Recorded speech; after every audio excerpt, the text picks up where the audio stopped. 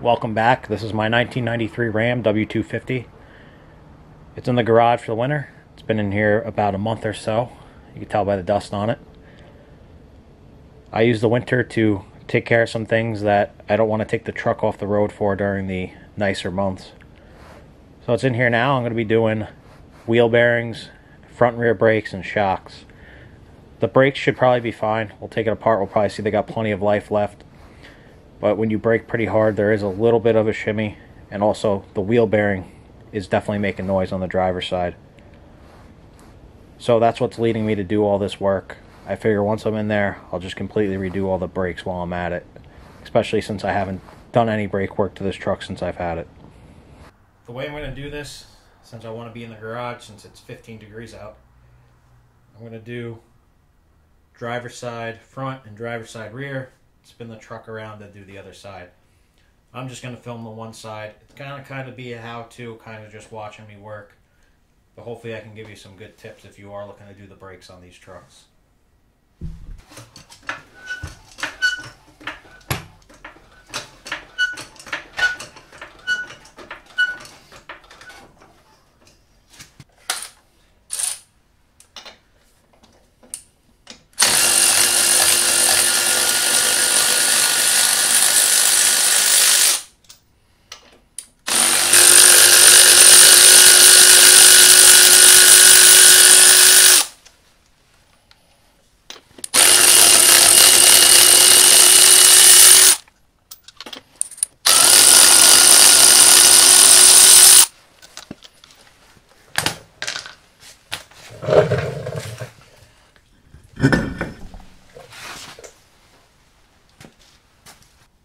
As expected, the brake pads have plenty of life left. The rotors have plenty of life left. They don't look glazed over or anything. But I'm coming in to do the wheel bearings. I'm just doing it all anyway. You can tell I take it on the beach. Plenty of sand on it. The shocks don't look too great, and I might do sway bar bushings while I'm in here. I'm not totally sure. You can also see by the shape of the spring how it kind of does one of these.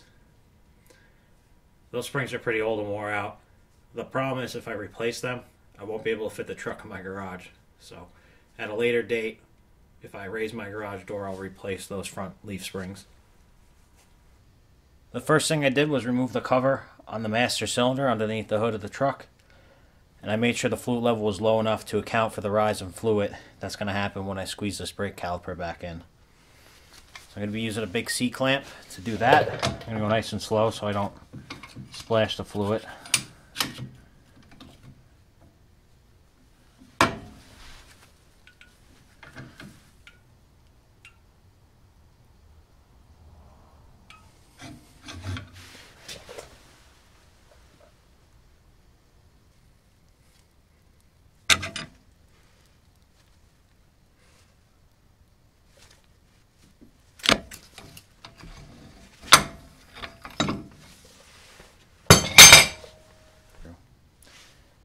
Piston is fully retracted now. Next up, I got to take this Allen head screw out. It's a 1/4 inch. It's a retaining screw for the key.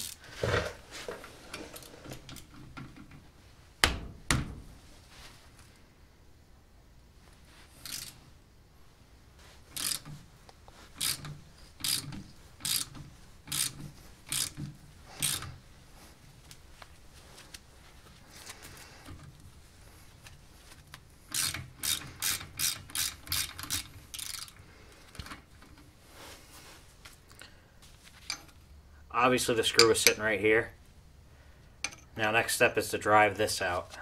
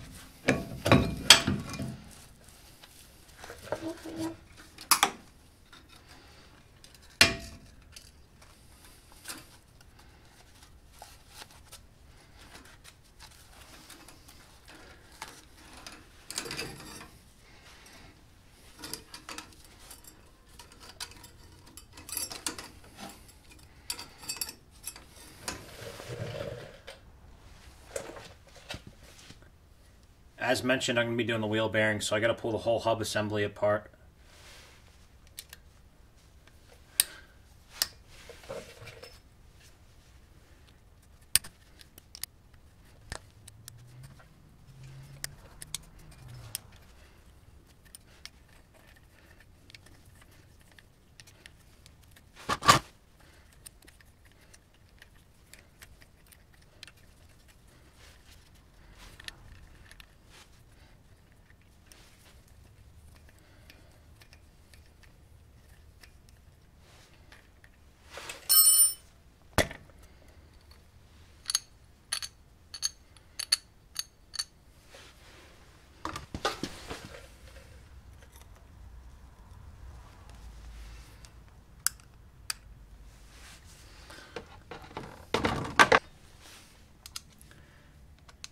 So next up, there's this outer lock ring that holds the assembly in.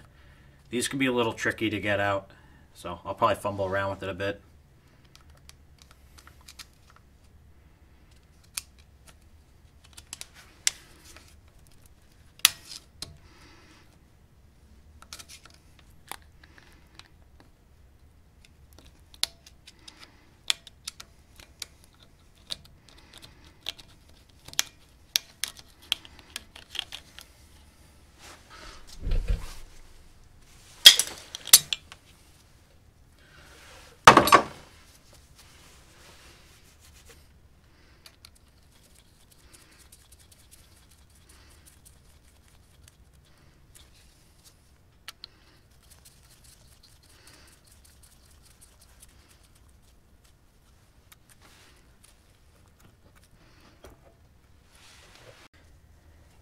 Next up, gotta get the lock nut out. It's a special tool for this. This is a OTC brand, but it's part number 7158.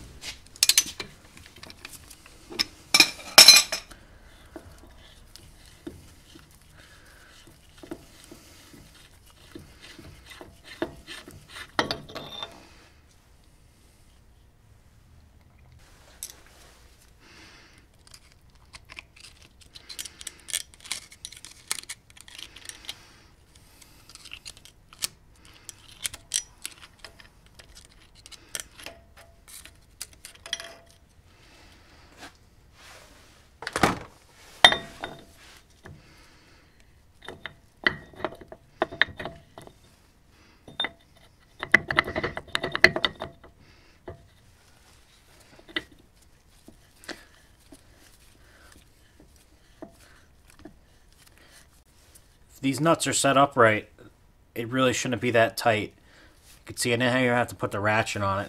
That's because the way you preload these roller bearings, as a lot of people know, the tapered roller bearings, is by tightening that nut fully, then backing it off a bit when you get the right amount of drag.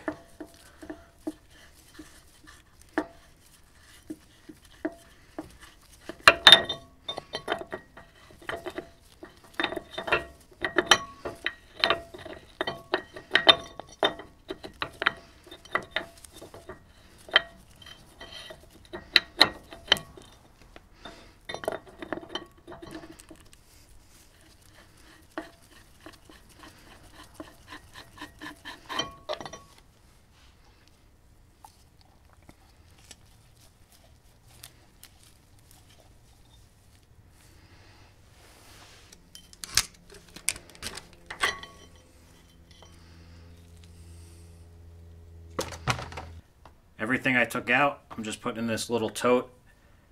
It's clean. It's a good way to keep all the dirt off the greasy parts. Obviously they'll get cleaned off and re-greased, but keeping the dirt off initially is very helpful.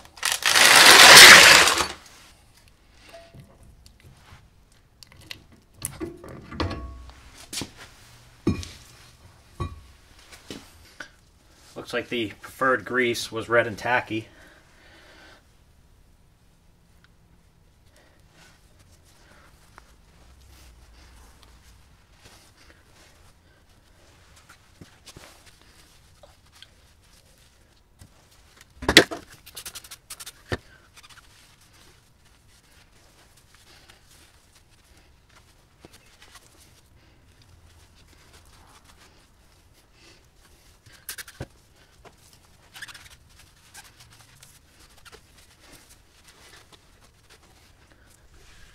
Just giving everything a good look over. The splines look fine.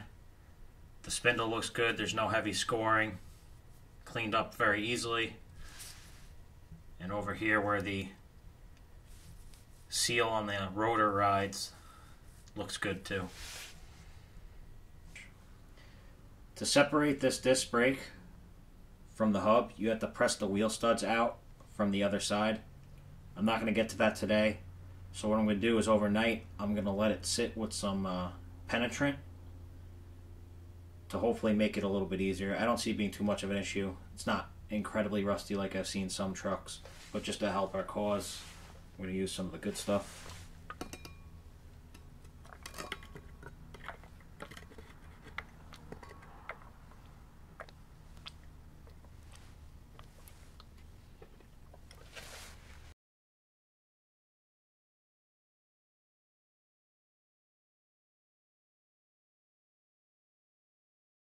So you can see they separate pretty easily.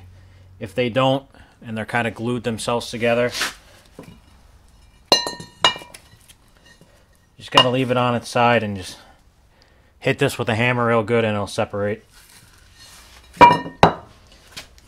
Before I attach the new rotor to the hub, I'm going to be removing this oil seal, the bearing, and the two races that are in here and pressing in the new races.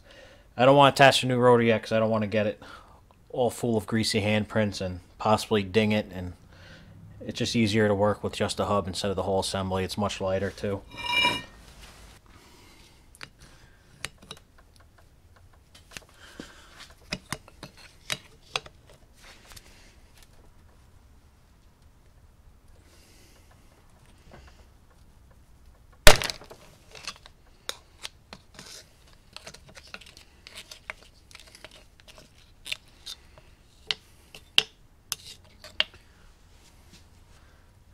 So I actually hold on to these old grease seals until I get the new ones in. Reason being is a lot of people don't have a socket this big to hammer the new seal in. So you could clean this off pretty good, put it upside down, and hammer on this to drive the new seal in.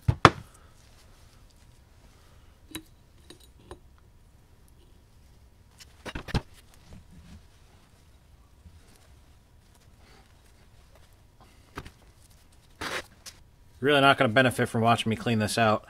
I'm going to get this all cleaned up, then I'll show you. We're going to be removing this race right here, and the tougher one is that race down in there. Cleaned up good enough for now. Diesel I find is the best cleaner for super greasy stuff, and if you're really trying to get it really clean, you can follow up diesel with some other degreaser. You look down here is the back of the outer wheel bearing race. Just use a drift pin and hammer it out.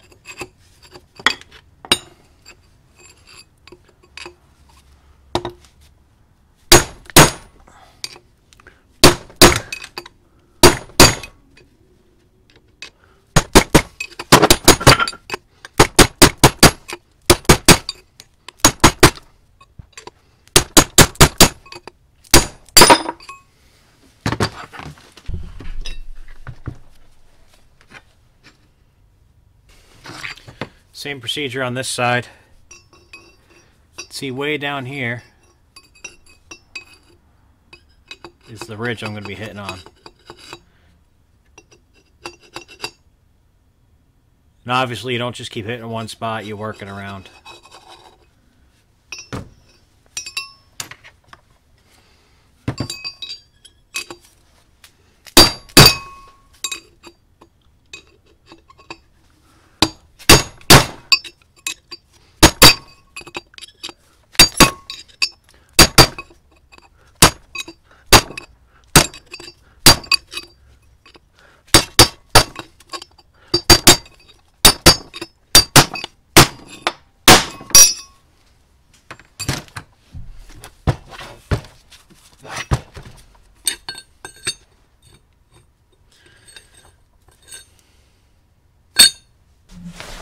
The races are removed and the hub is clean.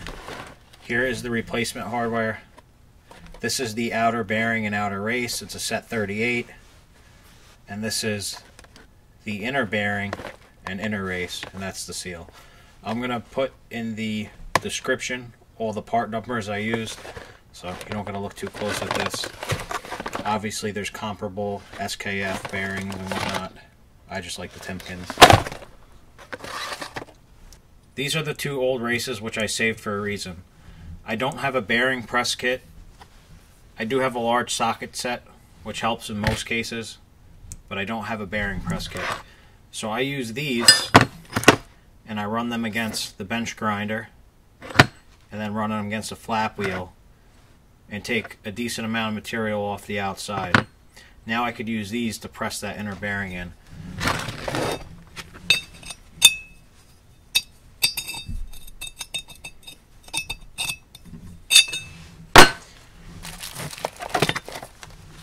Now I can line the new one up and either hammer it in with this or use the press.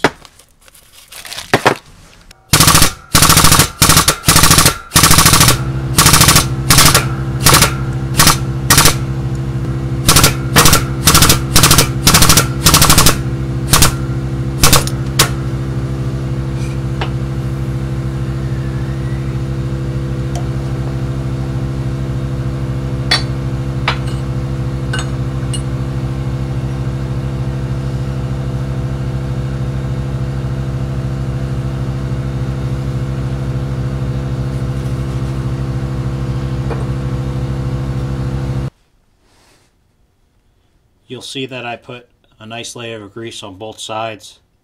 You could also use a little bit of light oil, like a hydraulic oil, but grease works just fine. Just helps keep in metal on metal contact, makes these go in a lot easier.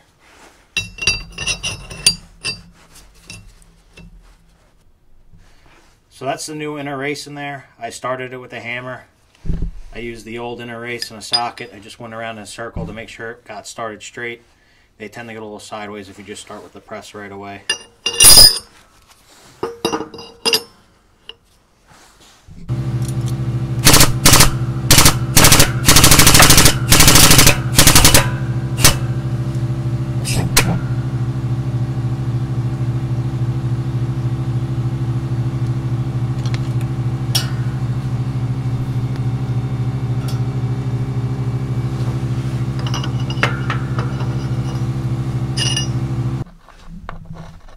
So a second reason I put grease instead of oil. With grease it's very easy to see when these are fully seated, if you could see from the back side that is. You get a nice bead of grease that pushes out once this race is all the way seated in the hub. So I didn't film any of the packing of the bearings. There's a ton of videos on YouTube how to do that. So here's the seal. Again, it's a Timken. I just put a light coat of grease on the outside. There's also a good amount of grease on the inside of this hub, so it should go in pretty easily. And here's the reason I saved the old one. I cleaned off the face a bit, put it upside down on there. I'm just going to go around lightly with a hammer and set it in.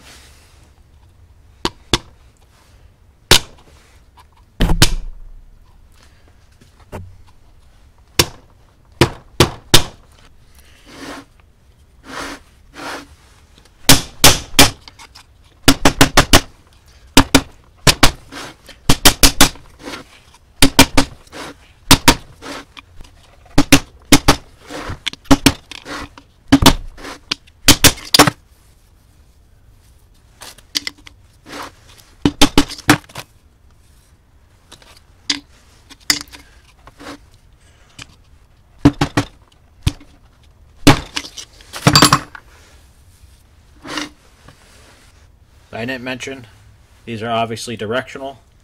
You can see one side of the seal is a solid face, and the other side is kind of two pieces. There's a gap here. You want that to face in. So it goes just like this. If you could see the spring,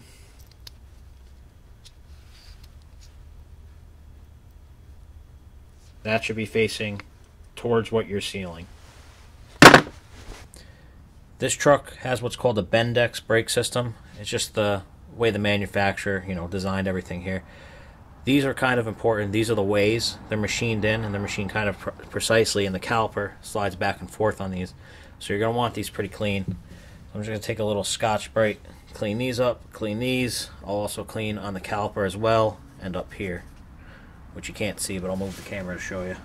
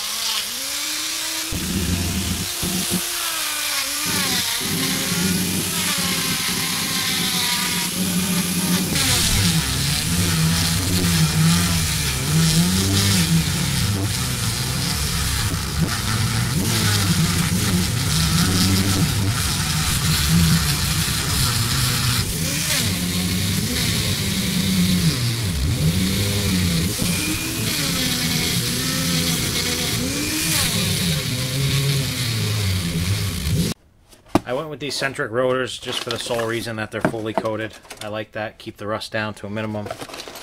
And I got these centric brake pads. They are lab developed, so that should be the ticket there. They got red on the face of them because red is definitely high performance. So it came with some Moly brake lube. I have my own I'll use, but I'll keep this. And it also came with some hardware. So if you're going to buy these, they come with this brake hardware, which I didn't know, because I bought this kit. It's also centric, so it's the same hardware except it comes with the 2 caliper screws. Before I packed these bearings and got any of the grease involved, I did clean this off with a, it's a rotor lock wheel. Just a quick cleaning to make sure it's flat.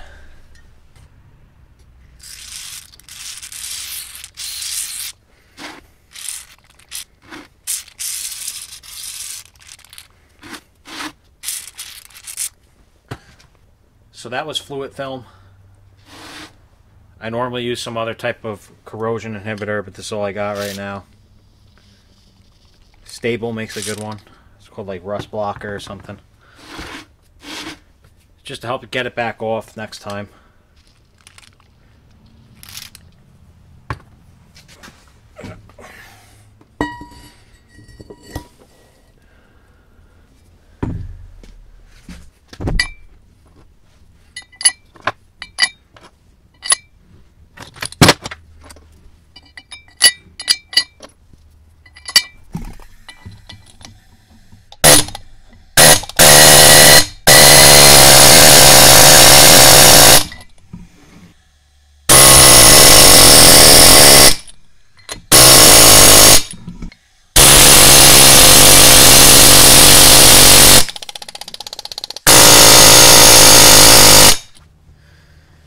This face back here, that's where the seal rides on.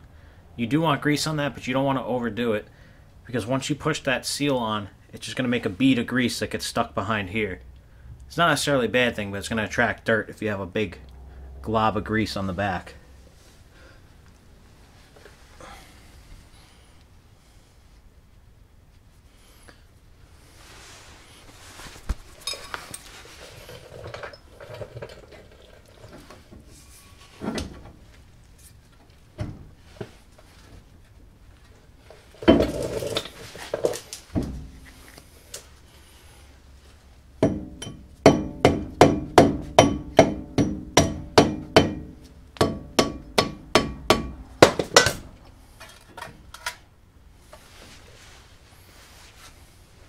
The outer bearing is packed, so now we just reassemble the way it came out.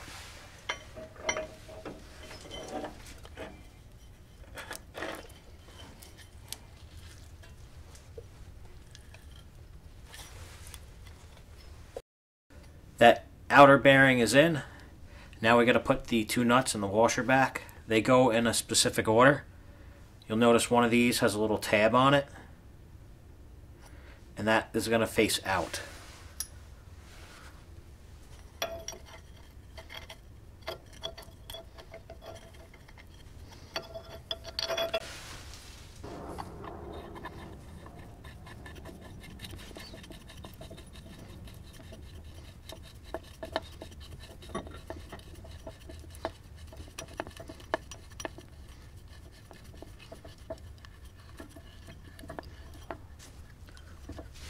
So it feels like it's seated. We're going to tighten that all the way down. You don't want to overdo it.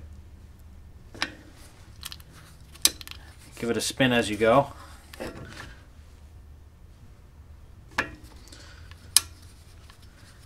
It's getting a little harder to spin now. Now it kind of doesn't want to.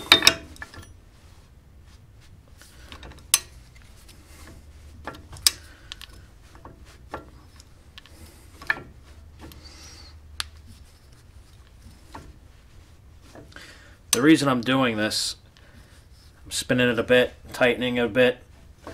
I want to make sure the bearings are fully seated. So this is too tough to spin, but I'll explain what I'm doing. Okay, so I would say those bearings are definitely seated. Now you want to back this off.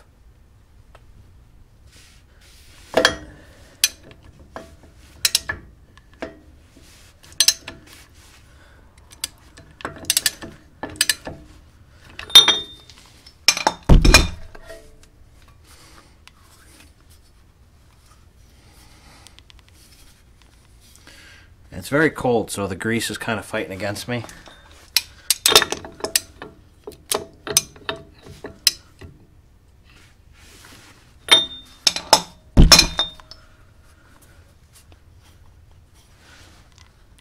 That's about where you want it.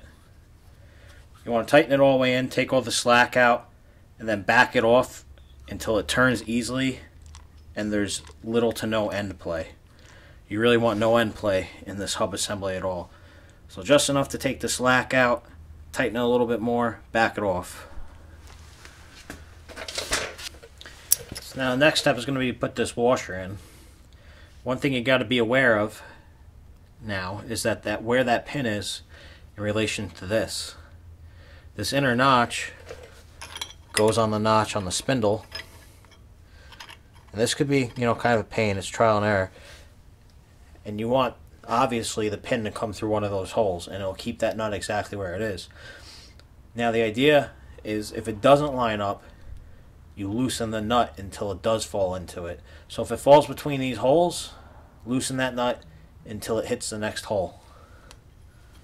We'll see how lucky I am. And it looks like it's almost exactly there. I gotta go just a touch. So I'm going to pull that back out and do that.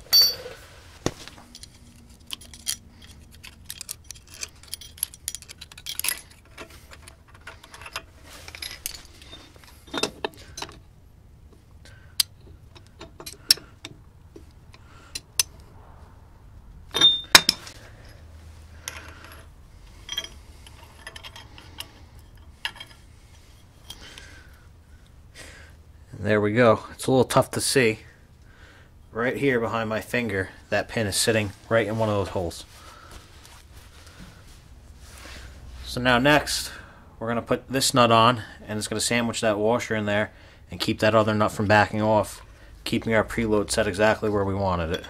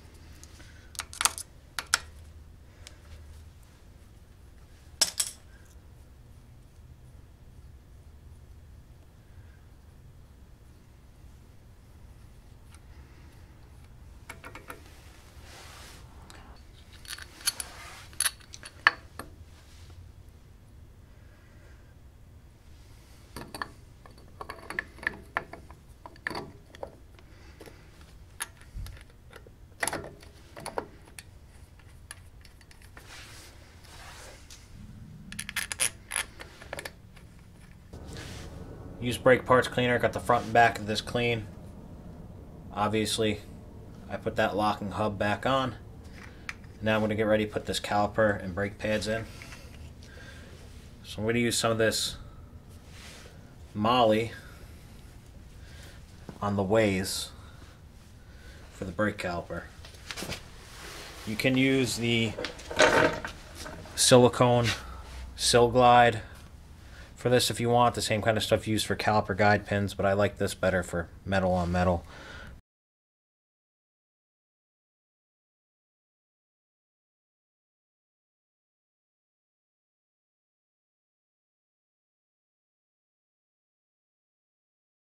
This is the inboard brake pad. It's going to go on the back side, and this is the anti-rattle clip that the kit comes with. So I'll show you how to install this. It goes just like this. This round side faces out. So just like that. Focus on it.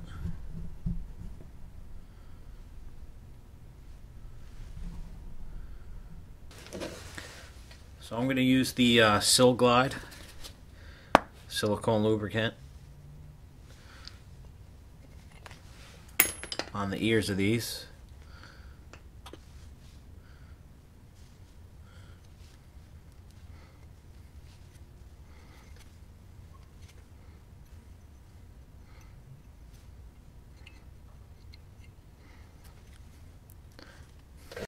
So to work around that anti-rattle clip, you start with the bottom end first, and you kind of push the top in.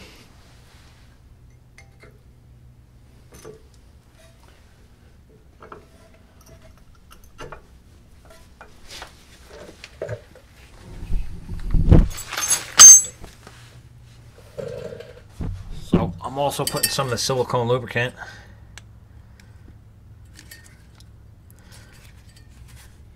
on the caliper piston. You can put it on the back of the brake caliper, or excuse me, the brake pad, or put it here.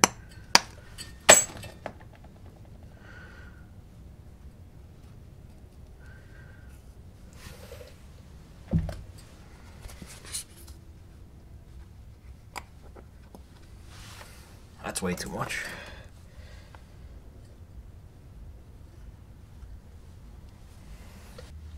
Going to put the outboard brake pad in, or as the service manual refers to it as, a shoe. It's supposed to be right up in here, and there's supposed to be no play between the pad and the caliper, because it's supposed to sit here and kind of track back and forth with the caliper. It says you can't put it in by hand, you can use a C-clamp.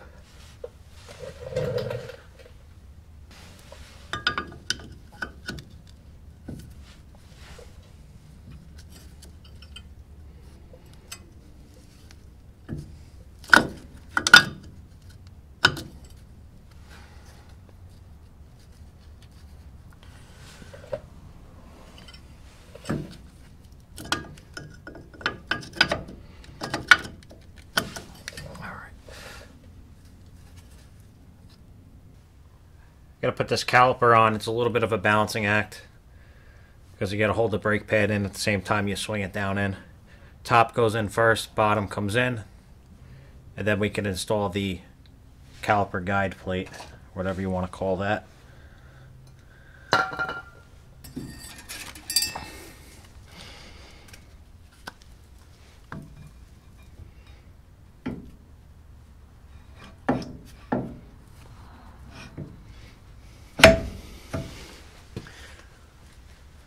Now that this caliper is on, I got to put the spring and support key back in.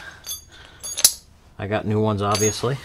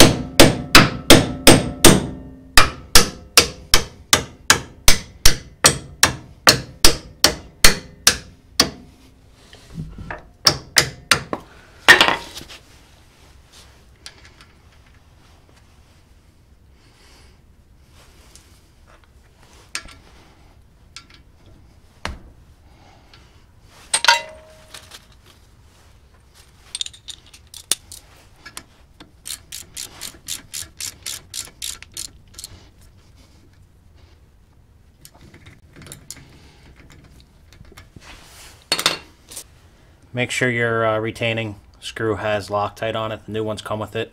If you're reusing your old one, put some more Loctite on it. So that's the bulk of the work on the front. That's doing the bearings and the brakes. As you can see, I put plenty of this where this metal on metal slides, and down here as well, just to keep the brakes moving freely. The only thing left on the front end is that shock, so I'm going to do that, and then I'll show you doing the rear brakes and rear shocks. Both the top and bottom shock bolt, or nut rather, are 3/4.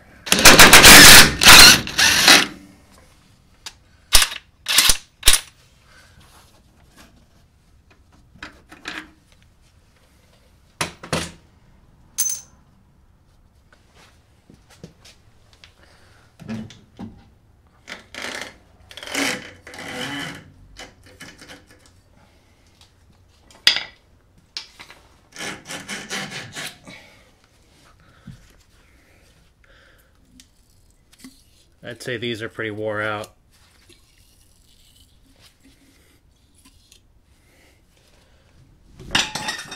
I'm going to be replacing it with these Bilsteins.